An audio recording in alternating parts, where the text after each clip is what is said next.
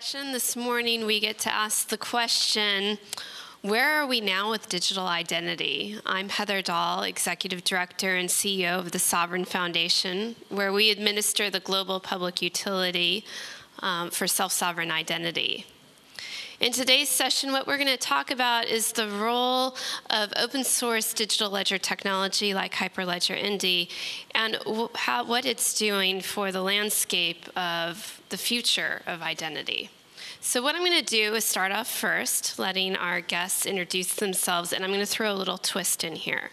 So in addition to telling us a bit about who they are and what they're doing, they're going to quickly answer the question, what benefits do you see blockchain playing for identity?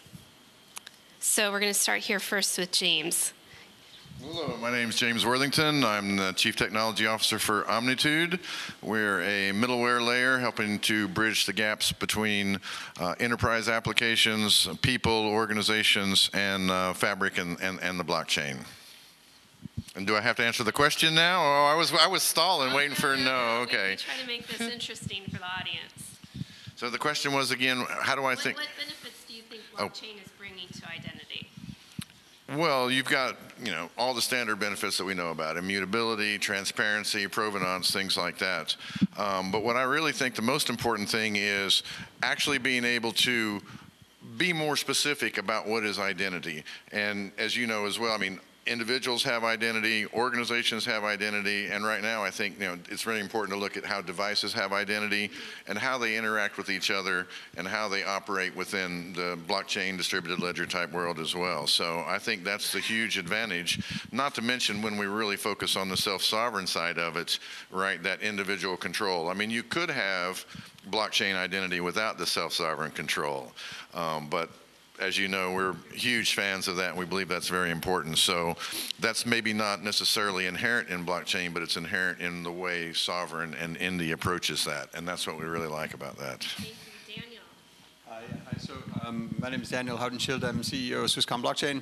And I think the answer is, I mean, one, we looked at methods of making identity without the use of blockchain, right? And the trouble is you always end up with the central authority controlling stuff, right? And I think the beautiful thing is that blockchain allows identity to be decentralized and managed in a decentralized fashion. And I think the second thing it does, or through that first thing, it turns it into an asset, right? We talk about identity wallets, right? And we talk about the certificates that an individual carries with them as assets in a wallet, very similar to like a Bitcoin or a cryptocurrency. And I think that's a very real representation of what identity means and should mean to people. So to keep it interesting today, I'm going to start with the most difficult question first. Everyone likes a hot seat, right? So Daniel, I'm going to start with you. What is your elevator pitch to explain what blockchain-based, notice how he's drinking here. Yeah. What is your elevator pitch to explain what blockchain-based digital identity is? Well, I think it starts with it's a formula to monetize what a blockchain does best. A blockchain validates certificates, right? And with the identity schemas that you can lay across a transactional blockchain, you can also create a monetization scheme for which certificates gets validated, right? So if I'm validating someone's name and email address, I might not charge them anything, but if I validate their KYC or U.S. accredited investor status, I might charge them $1,000 just to validate that certificate, right? And that depends on the certificate schema that you become a part of, right? So that's a monetization scheme, and we see a lot of blockchains that are out there with great ideas, but kind of not quite getting the commercial benefits to get the adoption that they need, right? So James, a friendly competition, what's your pitch for blockchain-based digital identity? Well, so for elevator pitches, I think you're supposed to stick with 30 seconds, Daniel. But I start out with just saying it's self-sovereign control as well as the potential to, you be the one that gets the revenue for it, not Google and so on when there's data sharing. Can I interrupt your But pitch? Certainly. Well, I'm trying to get the interest because they don't know what self-sovereign is. Exactly. So. That's what I was going to ask you. What is self-sovereign? Well, so that's what I'm trying to get with the elevator pitch, right? Is that they come back to me and go, self-sovereign, what are you talking about? But it is that control of your data. You own it. Nobody can take it away from you. And not only that, you have the opportunity, as Daniel was saying, and as Omnitude provides some things, and we'll demonstrate that tomorrow in the demo world, where you can get a return based on when you decide, if you decide that you want to allow access to some of that personal and private data, but only in exchange for some sort of benefit. It may not always be monetary, right? There may be, well, just like you get, travel perks if you travel a lot or something like that. I mean, it's not always monetary, but you're the one that accrues the benefits and not the Googles and the Facebooks of the world. So I want the audience to know we are going to go to questions here in a short bit, so you can start thinking about what it is that you may want to ask our panelists today. What I thought was interesting about the description of our panel today is they declared it that 2018 was the year of identity. Why do you think that is? I'll start with you, James. Well, that's because this is the year the Sovrin's going live. Right. No, I think it's as well, though. I think, identity management as a problem space is inherent to every application we've been building, particularly in the enterprise world, since the beginning of time, right? But there's never been good solutions. It's always been fragmented. It's always been an identity within my network or my organization, and your organization had an identity, and everybody, and even within a lot of large organizations, there might be 20 different identities sometimes because they can't get all the systems to necessarily work together in that regard. And I think that the reason this is the year is because people have now comprehended what it is that we're really moving to in identity management, and self-sovereign identity management as well. So Daniel, do you agree with James that 2018 is the year of identity? Yeah, I do, and I'd add an edge to it, right? People are getting killed for ideas and speaking the truth in this day and age, right? And I think that's exactly one of the reasons that, and I think that privacy and around your personal identity and confidentiality is a human right, therefore, right? Because it gets you into places that aren't very friendly if things are disclosed about you without you knowing about it, right? So I think that we also saw the May with GDPR putting teeth on legislation with 4% of gross revenues and legislation and suits filed or litigation filed within hours of that coming into effect. I think we see that people are taking it seriously as well in 2018. So your background is financial services, where identity is crucial, and that's probably an understatement. How do you see this industry, the sector, changing their approaches to identity, given the landscape that we have of cybercrimes, frauds, then the regulatory side, GDPR? What do you see changing? Well, I like to repeat a simple fact, right? Danske Bank, in one branch of one bank, had a $260 billion US money laundering scam that was recently revealed. That exceeds the market capitalization of not just Bitcoin, but all cryptocurrencies combined, right? And I think that what we see is that there are certain banks where compliance or the certain compliance decisions go above the head of compliance, right? And these are large international global banks, right? So, and I think that what we will see is that, sometimes those arguments of saying, but cryptocurrencies and blockchain are areas of fraud, and look at Silk Road, that's a slippery slope fallacy that's being perpetrated, to stop adoption, right? I think it's easier and better and simpler to do a lot of things, using cryptology and using things like sovereign identity. And I think what we're going to see is some of these, some of the good banks switch over and some of the other ones forced into a corner, right? So I do see mass adoption coming with carrots and sticks in 2019 and 2020. James, you heard Daniel talk about fraud, money laundering. Your work is integrating blockchain into enterprises. What types of shifts are you seeing in the mindset and the enterprises that you're working with when it comes to identity? Well, I think they're really broadening their definition of identity, right? It's not just a name and access to this system because you've got access to the ERP system, but you don't have access to the HR system or something. Like I said, other organizations have an identity that needs to be managed and interacted with. Devices in particular is becoming more and more important, especially when you look at healthcare applications and so on. You really want to make sure that it's a valid device. That device is allowed to operate on the network and maintains its own identity so you can see what it does. So I believe that enterprises are starting to understand that identity, they've always known identity management was key to their standard systems, but now as these systems are interrelating much more with other systems, larger systems, and more devices and other organizations, they're really starting to comprehend the importance of changing the paradigm in the way they've managed identity internally before, and the self-sovereign world and the opportunities that we offer them with blockchain identity management is really going to be key to their success and transformations in the future. So, Daniel, changing paradigm. Let's put on our visionary hat. From your perch at Swisscom, what do you think will ultimately emerge with blockchain-based digital identity? Perch. I like that too. I feel like a bird now. So I mean, I think what ultimately is going to occur, I think, again, I think I fundamentally feel that privacy and confidentiality is a human right? And I think that extends to my financial situation. Right? And that's not the case right now. Right? My financial situation from Credit Suisse or other things is being interrogated by FATCA, tax laws, and other areas. Right? So I see that certifications will be based on voluntary disclosures, based on synonymized and hashed interactions, and I should hope that severely strengthens maybe identity, not for me because everything about me is already gone, but for future generations, for the generations of my children, they will begin by having walls around their identity that they choose to disclose as opposed to having everything disclosed by default.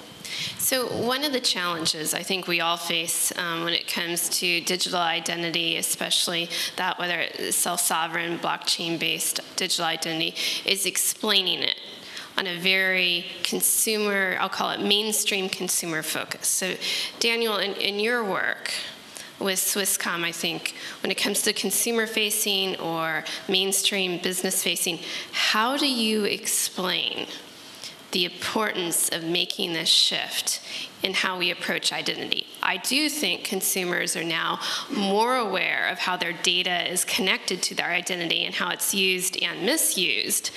But how do you make that leap from the awareness to action? Well, this is a question, I think, about adoption. And I think that adoption is the #1 limiting reagent to every blockchain equation, right? And for, we like to term digital avatar, right?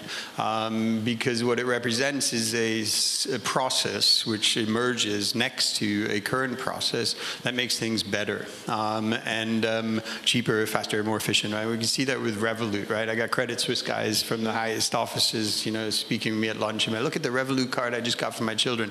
I'm like, dude, that's your business going there, right? I mean, and I think that what happens is that you can get these, digital avatars that suddenly are able to make things happen, right? And adoption will be a choice because it saves money, because it's better, because it's neat, because it has a gamification effect on it. And I think that's kind of the nut we have to crack if we want people to shift to these things. We can't just assume they're going to drink the blockchain iced tea because it says blockchain on it, right? So how are we going to, James, how are we going to crack that nut? Especially with blockchain skeptics, and I think it's not a day goes by where we probably don't meet one, and especially with what you're doing, how do you crack the nut with a blockchain skeptic and help them move forward into the adoption of a new paradigm for digital identity? So I think there's a number of different ways you have to approach that. I mean, most of us here, we understand that. We're just kind of looking to see, when does it work? When can we start using it? There's a, significant size of the population that understands that. When you start looking at my mother, my sister, I mean, they're smart people, but they don't have any idea about any of this stuff. What they really want is it to be almost completely transparent. They really don't even want to know that it's some new technology or something else going on. They want it to largely work like it's done before, but provide them much more ease, comfort, and availability and security without having to change their patterns overall. That's what I think is the easiest thing to get that kind of mass adoption. And one thing I wanted to at least bring up as well in terms of adoption, we're going to see, I think, to some degree, what we saw with mobile phones, right? The Western world already had landlines. They were a little slower to adopt some of the cell phones and things like that, whereas areas that had not had that before, they just went straight there. So I think we've still got a very large proportion of the world that's underserved with identity, and they're just going to go straight to digital identity and self-sovereignty. And some places we have to explain that, hey, we're starting to fall behind if we don't go ahead and jump on this, and you got to get your self-sovereign identity as well and move forward with that. But I think that just the transparency, the ease, and not making it like they have to go to school to figure out what they have to do to utilize this. What do you think, Daniel, what do you think the linchpin is on adoption strategy? It usually is interoperability and fungibility of the asset, right? So we see a lot of parallel development using one standard, right? And that's fantastic, right? And sometimes because of, I think, the way the genesis of the blockchain has come about, people tend to get religious about things like that. They were religious around Ethereum or Bitcoin and saying, which one's a real blockchain, or Corda and Hyperledger, right? So I think that as things mature, people kind of drop their fanatic religious beliefs and embrace the fact that you could have multiple identity systems working together in sort of again, an asset-based wallet type approach, as opposed to I have one identity. And I think that will make things significantly easier for people to work with, right? Because I might have an identity provided from my bank, I might have one from Omnitude, right? I might have several that work together. And based on, if one of them is exclusive to the others, then that's going to keep me out, and that exclusivity will be limiting to adoption. So I'm going to give the audience a heads up that we're going to go to the lightning round with our guests, and then we're going to turn it over to the audience for questions. So lightning round. You get to name 2 projects or use cases that you're closely watching in the adoption of whether it's self-sovereign identity or blockchain-based identity. So our audience can put it on their cards, a list of things to watch. Who wants to go first? Well, I'm watching for when we consider the final official go-live date of Sovrin, right? Because I've been anxiously sitting there waiting to get my own final sovereign identity. So that's the biggest thing that I'm watching.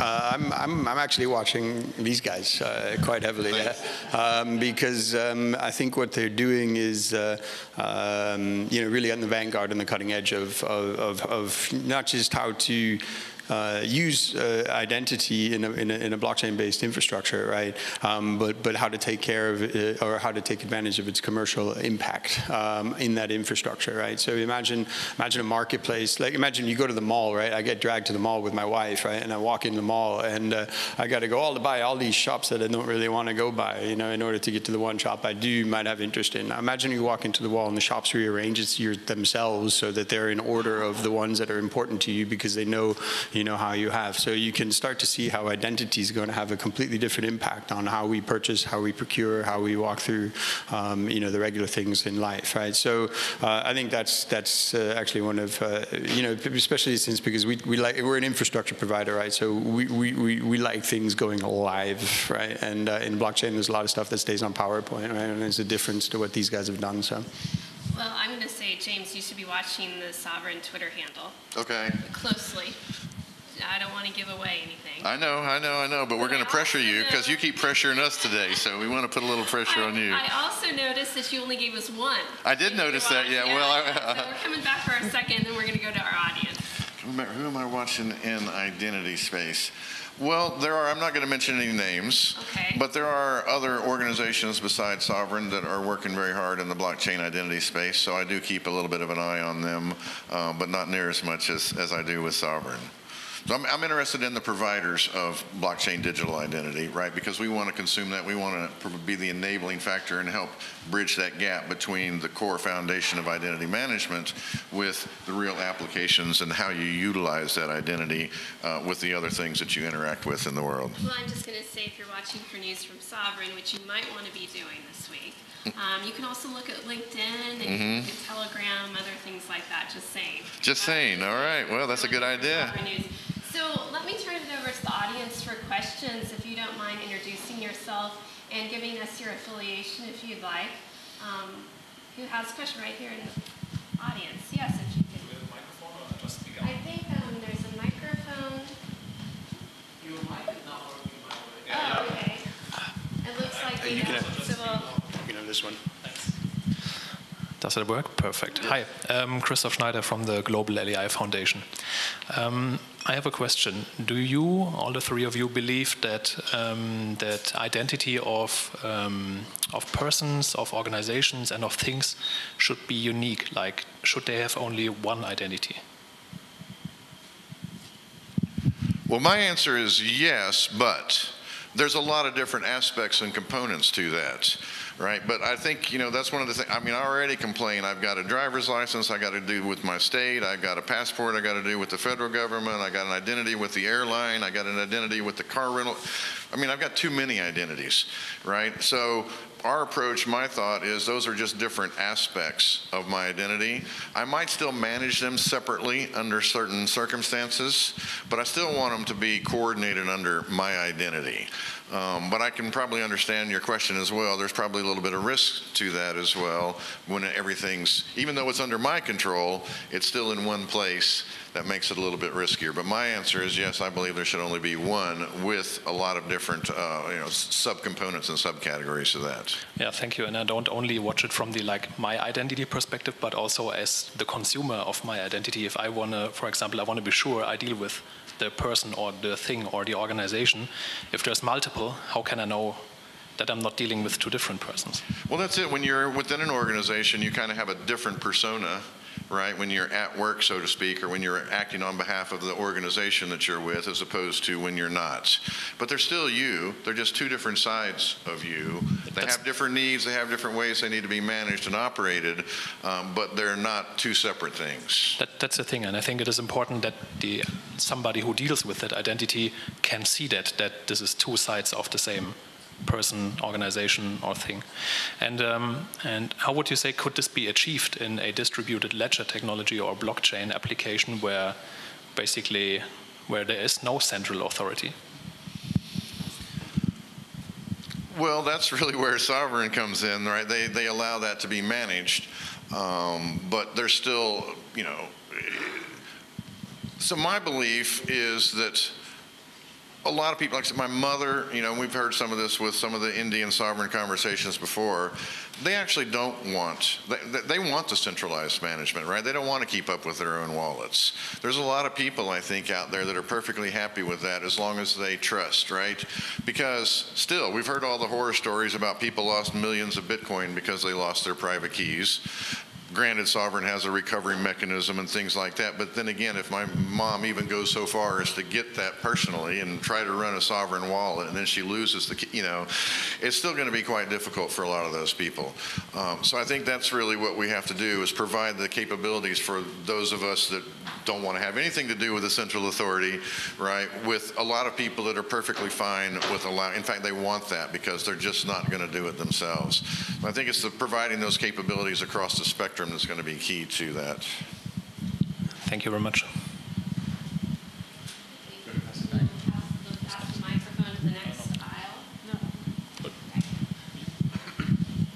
Thank you. My name is Alex Meyerhofer. I work for nic.at, the Austrian domain name registry. So my question is, all the other identity management or identity infrastructure projects in the wide internet space that I've seen, they all suffer from like a kind of a chicken and egg problem when you compare it to, let me put it that way, the big players in the online sign-in market. Yeah, so you can like get your identity, but then you can not use it anywhere. Yeah. And on the other way around, you would allow someone to log in with that identity, but nobody actually has that identity mechanism that you have. And we all essentially compete against Facebook login and Google or whatever. So what is the key to actually getting into that level of the game so that any kind of self-sovereign identity becomes like first citizen compared to those huge identity systems that are out there at the moment? I mean, I think that in one sense, what we have in the background is a standard, right? I mean, all of the identity solutions are building up on a common standard, right? So that's relatively important, right? And I think that, yes, you're right. I mean, we are lacking adoption and there is a kind of a legacy infrastructure, and they currently have a bigger adoption use base, right? I think what you'll see is that we will see seismic shifts in some of those areas. Because of things that are difficult to predict now, right? I mean, imagine a scenario where there's a U.S. dollar collapse because of overexposure to debt and other circumstances, right? You might see a lot of dependency leave the current established banking infrastructure like SWIFT or other things, and then something like a WeChat comes along and makes a land grab, and all of a sudden we're in a completely different world and people are using different apps. The adoption of masses to things.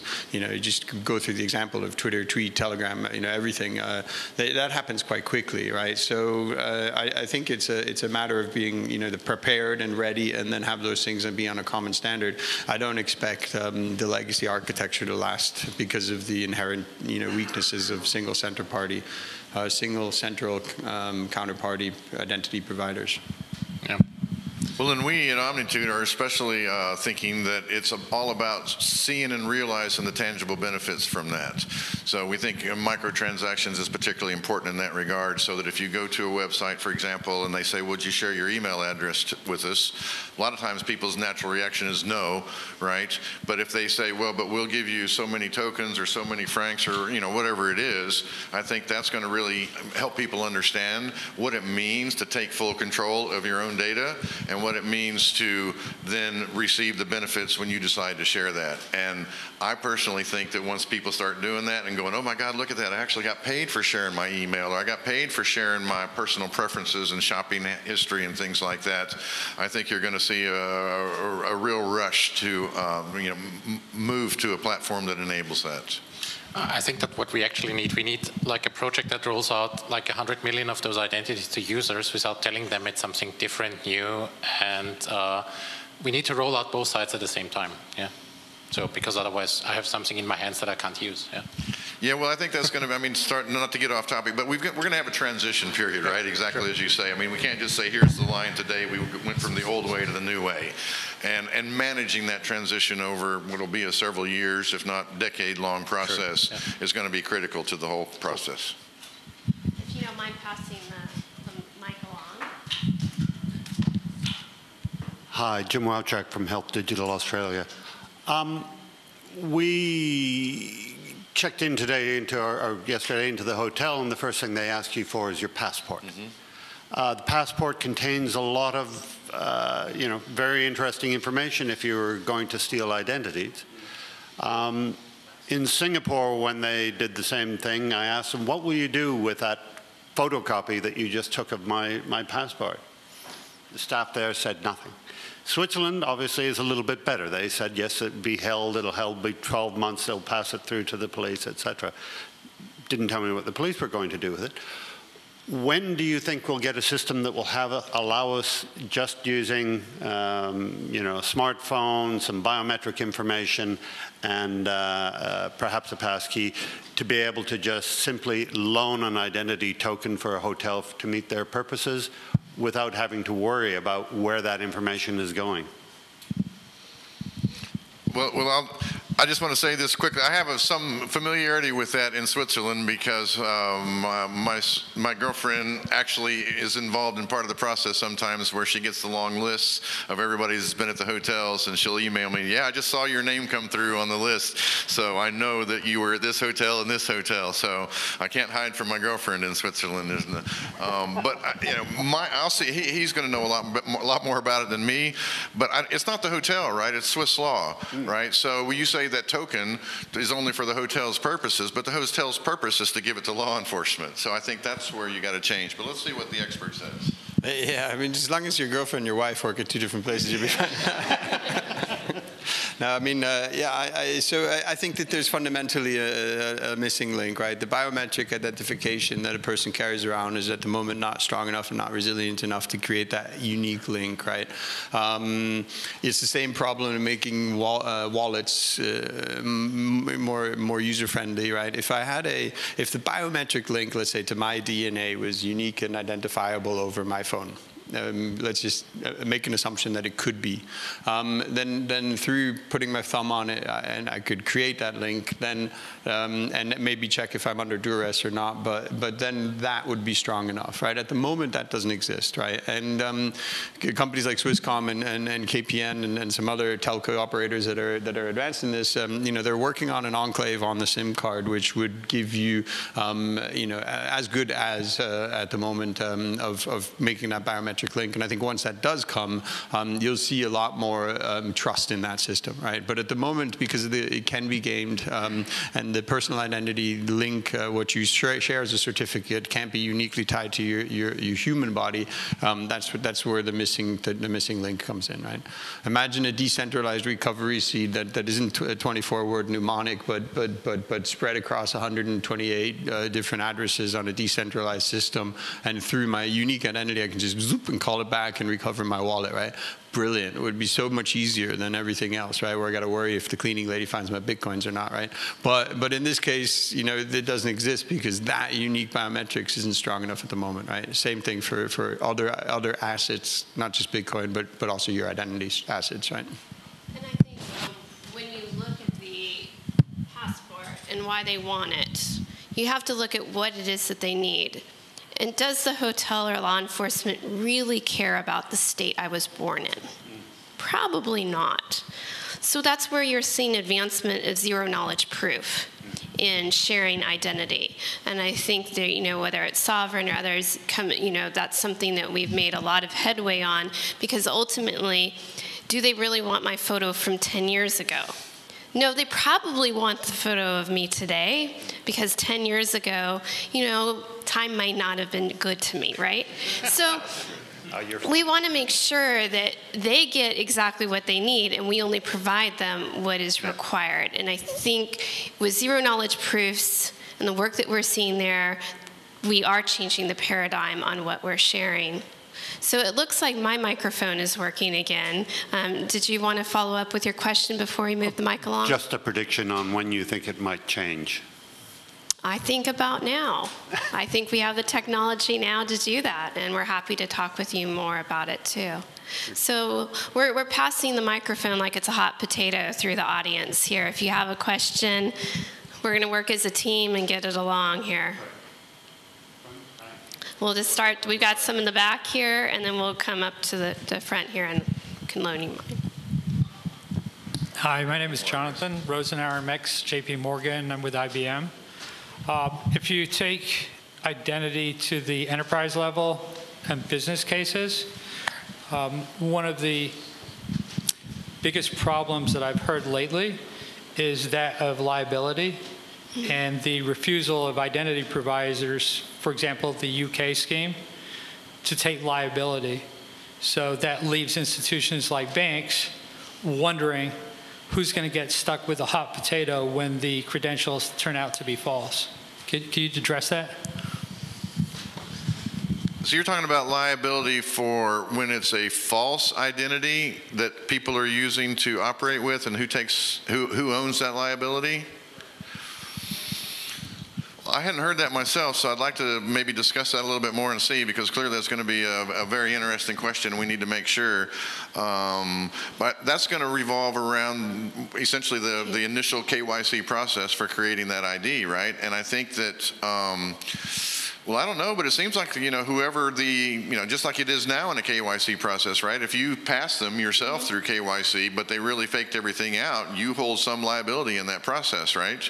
So I think it's going to most likely stay that way, but that's an interesting question I had not thought about, and I'd like to discuss that more with you. You got thoughts? I think with your background in financial services, what's your take on that? Yeah, I mean, at the moment, the laws are relatively clear, right? I mean, the bank ultimately is responsible for the KYC, which is why you don't see, a bank like Credit Suisse accept that UBS did the KYC on a banking client and then blindly port that into their ecosystem, right?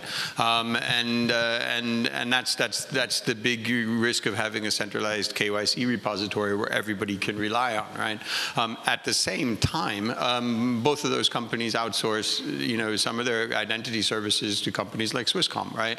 And have an outsourced provider create the entire dialogue through which a KYC is secured and immutably created, identity is created, right? So you can see that there is an acceptance for the laws to start to begin to change, right?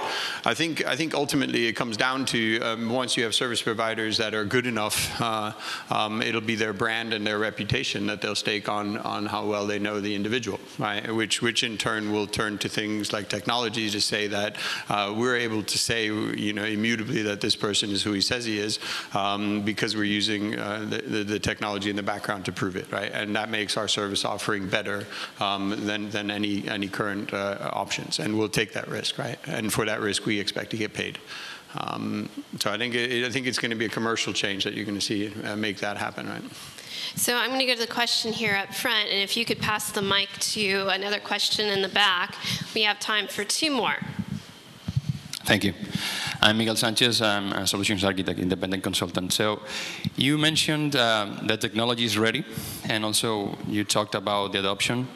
It's specifically in the US. Right now, the federal government is creating this new regulation about data protection, but there's a big lobby from huge companies that pretty much make a lot of money out of data. Do you see that as a big obstacle for the adoption? How do you see that kind of threat in terms of self-sovereign identity? Well, I think, the status quo is always a threat, right? And that's the biggest thing we always have to overcome is the way business and the way things are done right now. But I feel quite confident that there's a strong movement. People are really starting to understand the risks and detractions for those models. So I think it's primarily about education, letting people know there are options, and getting the word out, right, on you don't have to continue to play along with those people. They'll probably resist, they'll probably fight back. They make a lot of money in that regard, right? But again, that's why I say I think once the individual people start to see how they get the benefit from it, I think they'll be the ones leading the charge, and we won't really have to worry about it that much over time, not on day one. But once we get that education, once they start to get the experience of it and go, really, I didn't realize the Googles and the Facebooks were getting that much benefit out of my data, but now I'm seeing the benefit that I get out of controlling my own data, right? I think they're going to want to control even more, and they're going to spread the word. That's my belief, and that's our company's belief. So we'll go to the last question in the back. Hello? Okay. My name is Emmanuel. I just wanted to follow up on your earlier comment regarding the biometrics not really being accurate as of now. I mean, there are systems which are already using that for, granting access and all. Could you expand a little bit on why you made that comment as to why they're not really there? Yeah, I mean, it's just penetration testing, right? I mean, we've been able to break into most applications that rely on fingerprinting and other things. I think that what we see is that systems in combination offer good enough in unique identifiers, right? So if you take telemetry thanks.